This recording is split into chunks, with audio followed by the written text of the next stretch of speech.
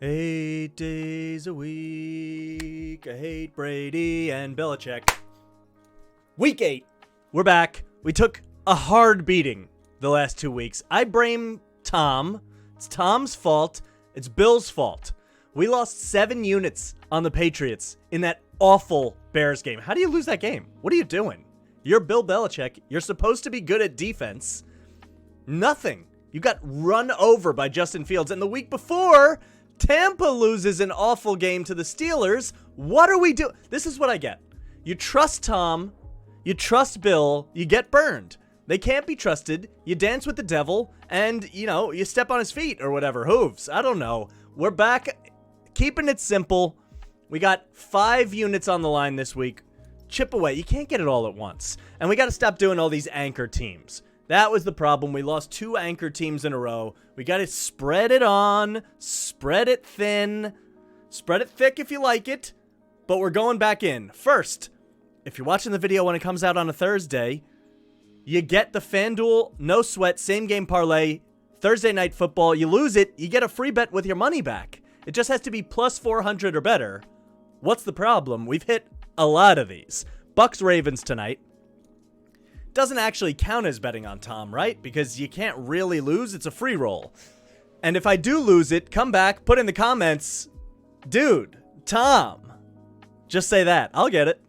Bucs money line against the Ravens. I'm putting in this parlay because the line movement, it's interesting to me. I know 1 and 2 points aren't huge for line movement. It can move through 0 without key numbers, so that's not that big a deal. But it did go from Ravens minus 2-ish when it opened to 1.5. Now Bucs minus 1.5. I just feel like some Bucs at home as non-huge dogs. It's not like the Ravens have been world beaters here. They're pretty beat up. Their defense hasn't been great. Even though it should be better and the personnel is good. So I'm parlaying Bucs money line with Gus Edwards over 46.5 rushing yards. That Bucs defense didn't look that great. They are good against the run, but Gus should get the ball. He had like 16 touches, 2 touchdowns last week. They're monitoring his reps in practice, which tells me that they want him fresh for the game. They're going to give him the rock. Kenyon Drake, no, that's not the guy. Justice Hill, he's not going to get the ball, and Dobbins is hurt. Gus, Bus, 46.5, over. Then Godwin, 25 receiving yards, and Evans, 40 receiving yards. Should do it in their sleep, plus 422 for those 4 things. Not a big deal. Get that bet in while you can. It's free, and if you hit it, big time. Now let's get to the real stuff. We're going round robin, spread it on. Jaguars money line against the Broncos. This is in London. Russ is playing, and I'm confused. They must have hated what they saw with Ripien, and I get that. Russ hasn't looked that much better. He's injured. They have a bye next week. You would think the travel to London, you just sit him out 1 more week, get him healthy through the bye. That's 3 weeks off. They come out on the other side, ready to roll. They're not doing that. They're getting him back in there. He's doing high knees on the plane. Okay. I guess there's a lot of space in these nice commercial jets. New York Jets. But why are the Broncos even anywhere near the... I'm higher on the Jaguars than a lot of people, I guess. They haven't shown a lot, but their talent really is there. Broncos' talent is there, too. I think Lawrence at this point is the safer bet. Jaguars have also played in London a lot. I figured this would be Jaguars minus 3-ish, 3.5. I mean, Jaguars were minus 3.5 against the Giants last week. Now the Broncos, they're not, I guess, because they consider it a neutral field. But to be honest, the Jaguars play there a lot. It should be more of a home field for the Jaguars than the Broncos. So I figured this line would be 3, and it's not. You can get the Jaguars money line at almost minus 110. I think it's like minus 118. So that's 1 leg of the round robin. I think Trevor Lawrence looks pretty good. I think it's a low-scoring game, but I like the Jaguars. They did trade James Robinson, but they're going to unleash Etienne. Their receivers are pretty healthy. It's go time. This is the time. You got to beat the Broncos. I guess if you're the Broncos, you feel like you got to beat the Jaguars, but I've just seen alarming stuff, and I'm not betting Hackett in a game where he's going anywhere other than mile. I don't even want to bet him at Mile High. So give me the Jags. We're also taking the Eagles minus 6.5 against the Steelers. Alternate line, I'm willing to lay 6.5. I think the Steelers have looked more competitive than they should be in the past few weeks, and they are due for a stinker. Eagles coming off a bye is really nice. I like their health level, looking good. They should be able to move the ball. TJ Watt is not going to really play in this one. I don't see why the Steelers would compete. They're due for a horrible, horrible beating. And the Eagles just don't have a hard game on their roster, so it's not like they're looking ahead to anything, really. I think they should have taken this one seriously with a little bit of extra time to prepare. I like Doug Peterson as a coach. I like Tomlin as a coach, too. I could see this one staying close for a minute and then the Eagles running away with it on a deep bomb or something like that. A.J. Brown should feast. This one should not be too difficult. Fade the Steelers every chance you can get. I don't care that I lost with Tom. I do care. I'm really upset about it. But Eagles are going to take care of business. -6.5. I don't want to lay more than that, but they should win this game by a touchdown without a problem. Vikings money line against the Cardinals, also coming off of a bye. Cardinals are a mess going on the road. I'm not taking them. Hopkins looked much better, but this secondary for the Vikings is actually pretty solid. They should be healthy. They should get something out of Dalvin Cook. I've been waiting and waiting and waiting and waiting. They get Harrison Smith back. He was out from injury, so they looked a little wonky there in the secondary, even though their secondary is quite good. I think they're just a much better team. I think Jefferson should play better than Hopkins, even though people are going to talk about Hopkins in this game. I think the Vikings should run the ball better. They should control it better in the trenches. And the line just isn't very big. The Cardinals continue to get respect. Now, this does feel like it'll probably be a field goal game for no reason, where the Cardinals are down by 10, and then the Vikings blow it, give up a touchdown, Vikings punt back to them, and all of a sudden you're like, are the Cardinals really going to do this? And then they don't. Vikings got to win at home. They are much better at home than they are on the road, and it's not a primetime game, so we don't have to worry about Kirk imploding. Vikings money line. The fourth one in the round robin, we're breaking it up into 3-team parlays, 4 wagers, but the fourth one is the Buffalo Bills off of a bye. Have you noticed the theme yet? Extra time for a really good coach and a really good quarterback, whereas the Packers, man, they are a mess. Rodgers has looked bad, and the biggest reason I am willing to lay 6.5 with the Bills, I'm not laying the whole thing. 10.5 is ridiculous against Aaron Rodgers, but 6.5 I'm good with. Alan Lazard has been in a sling. He has not practiced. He has a shoulder injury. Even with Lazard, they don't have the weapons to keep up with this Bills offense. Without Lazard, I don't see how the Packers score 20 points here, to be honest. And I don't see how the Bills fail to score 30. So if this is the kind of game where the Packers need to keep up offensively, it's not going to happen. And if they need to run the ball, Bills' defense is pretty good. So I don't see them sustaining long drives, keeping the ball out of the Bills' hands. And even if you do, you saw the Titans try to do that early in the season, and it did not work out. They got slaughtered. And because the Bills can score quickly. And what are they going to do about Diggs? I mean, Bills healthy coming off a bye is a scary thing. So I have a lot of extra preparation with teams that I think are much better than their opponents. The only wonky one is the Jaguars, and I'm just fading the Broncos every chance I can get until they fire their coach. That's it. 4 teams: Jaguars, Eagles, Vikings, Bills. Eagles and Bills laying 6.5. Jaguars and Vikings on the money line. Plus odds on all of them. There's 3 units on this round robin.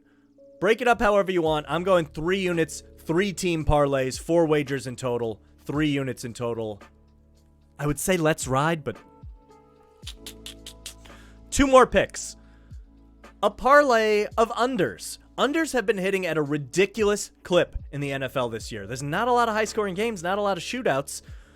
Patriots Jets under 40.5 feels almost free. I don't understand how either of these teams are going to move the ball very well. Belichick is not going to drop the... I hear myself doing it. Trusting Bill. Don't love it. Gonna do it. I don't see how they are going to have a poor defensive showing again against Zach Wilson, who hasn't been very good, and now Breece Hall out for the Jets. I know they get James Robinson. We'll see how much he's involved right away. Under 40.5 feels pretty safe for this one, and I'm parlaying that with Commanders Colts under 39.5. 2 backup quarterbacks, although I think Ellinger might run the ball pretty well. He has legs. Most of the quarterbacks in the league have legs, but his work better than some.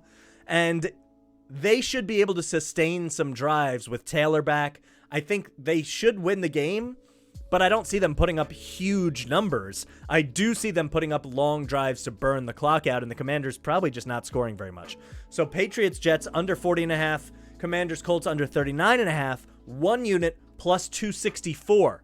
Last bet of the week. We're keeping it simple. We were getting too crazy before. Last bet, Now, this one is pending some health. So you want to put it in now, roll the dice, maybe get some better odds. He's doing the dice thing too much. But you can take the 49ers money line against the Rams at minus 118. Now, Debo may or may not play. I think he will play. He has sat out some practices. I think he's going to get up for this game. They always like to beat the Rams. The thing is, if you've watched one 49ers-Rams game, you've watched them all. Shanahan actually dominates McVay, and the Niners in the trenches are so much better than the Rams. They play power football, and they beat the hell out of them. And now they have Christian McCaffrey, who should play the full arsenal of snaps this time. Last week, it was a tease. This week, you're going to see him unleashed. With Trent Williams back, if you get him, and then Jeff Wilson is your secondary running back, you get Kittle in the run-blocking game, the Rams are light. I know they have Donald, but you can double Donald, and you can run to the outside away from him, and they're going to have some success in the power run game. And then, if you don't need to use Debo in the backfield, you could have him breaking all the tackles downfield in single coverage. You still got Ayuk. Jimmy Garoppolo hopefully doesn't turn the ball over. That's where this one can go wrong. He has to take care of the football. They must be drilling that in practices. I'm sure it is the one thing that is paramount to them. So I'm taking the 49ers on the road against the Rams, minus 118, 1 unit. Debo has to be healthy for this one, but I think they do play power football and run over the Rams. I almost want to take an alternate line of like Niners minus 6.5. I still may sprinkle that in. I did that last time the Niners played the Rams, and it worked out really, really well. So taking a look, it's not an official pick, but check me at MikeTheMush Sports on Twitter and Instagram. We'll have more player props on there, some basketball stuff every now and then, but we're not done yet. Deep league fantasy options. You desperate? You have injuries? You have bye weeks aplenty. We have a couple of options that will get you by for this week that I like that other people probably don't have their eyes on. Quarterback, Sam Ehlinger. He can run. He's got legs. We talked about it. I've seen him. He can move a little bit. And I think they're going to sustain long drives, like I said. And even if he's not dominating down the field, they do have weapons. Taylor is back. They could do some screen game stuff. I think with the running, if he gives you 50 yards rushing, all of a sudden his fantasy numbers are going to look pretty good, like the poorest version of Jalen Hurts, right? So I think Ehlinger's worth a sniff, especially in 2 quarterback leagues. But if you're really desperate, it might be an interesting week for him, and it's worth having him just in case he does turn into something good. Running back, I like Michael Hasty. James Robinson got traded from the Jaguars, and I don't think Etienne is ready for a full snap count. I mean, he was only getting like 45% of the running back touches. There's going to at least be 40% left over for Hasty, and I've seen Hasty break some big runs. He had some good times with the Niners. He had a long touchdown run this year already with the Jaguars. I think he gets some extra opportunity. I think this is why they were willing to trade James Robinson, and it's interesting to try to get a running back on the cheap, so worth a flyer. I don't know if I'd start him, but put him on the roster. Wide receiver, I like Wan'Dale Robinson. The Giants went ahead and traded Kadarius Toney. For the people that are saying, what are the Giants doing, trading Toney when they have no receivers? I get it, but this guy's suspended. He had off-the-field issues in college, injuries. He can't get on the football field. So yeah, they drafted him with a late first-round pick. They get a 3rd and a 6th in return. But if he's not playing for you and he's a headache, then I totally get giving up on it. And if he dominates for the Chiefs, that's great because he wasn't going to dominate for the Giants anyway. I do like Wan'Dale Robinson. Finally healthy. He should inject some more speed to this team. He's the only one they could throw to, so he's worth a look. I also think Robbie Anderson on the Cardinals worth a look. Same reason I said about Christian McCaffrey. Robbie Anderson wasn't able to get the full load that he was able to do in his previous stints because he wasn't ready with the playbook. He only played about 18% of the snaps in the last game for them, and they were forcing the ball to Hopkins, which they will continue to do. But the Vikings should double Hopkins every single time, and Robbie only needs to get down the field once. You get him down the field for a long play, he's worth the start. So take a look. If people gave up on him last week when he was added in every single league, I think he's worth adding to your bench and seeing what happens. Tight end, I love Bobby Tunyon. I mean, I say it every single week, but he's not the pick. I've done that too much. Harrison Bryant on the Browns. David Njoku is out, and the Browns love those tight end screens. Love them. Love them. Nom, nom, nom, nom. They love him. I think you're going to see him. All of a sudden, you're going to be like, Harrison Bryant, 7 catches for 92. What? How? He caught 4 screens. But they do that. They want to play power football. They can't run it with Chubb every single play. They are probably looking to showcase Hunt to maybe trade him before the deadline. But I think all of a sudden you're going to see Harrison Bryant get involved. And Brissett doesn't like to throw it down the field. Every now and then Cooper has a huge game, but then doesn't. So red zone, he's relevant, but those screens, I really think you're going to see something there. Defense, last but not least, Falcons. Carolina's not going to look this good again, right? PJ Walker, I like the story. He looked pretty good last week. Didn't really make any mistakes coming from the XFL. Good stuff. All good. Falcons defense isn't that bad. They've had a couple of good weeks fantasy scoring-wise, and I'll just take the gamble that Carolina takes a step back here. So if you're desperate, Falcons D, not that bad.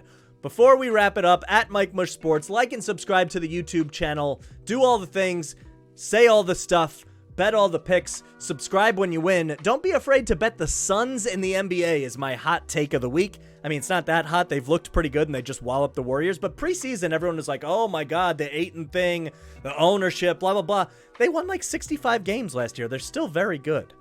And also watch Chase Hooper in the UFC this weekend. Reminds me of Austin Hooper, former Browns tight end, not Austin. Don't call me Austin Chase Hooper. And also, I like Calvin Kattar in the main event in that UFC card. We had a good UFC card last week in the video. We went 2 for 5, but we had some big dogs, so it broke about even. But UFC usually pretty kind to us. An interesting free card there. But it's an NFL week, week 8. We don't like Brady. We don't like Belichick, even though we have some stuff on both of them this week. But it's unders and it's free stuff, and you guys get it. We're on our way back. We are down 13.5 units in the NFL, but only because of New England last week and Tampa the week before. We would be up half a unit if not for those two games. We're still up 94 units in total in 2022. We are creeping back above the 100. I promise. We just got to get there. We can't get it all in one bite. Nibble, nibble, nibble. We'll see you next week. Peace out.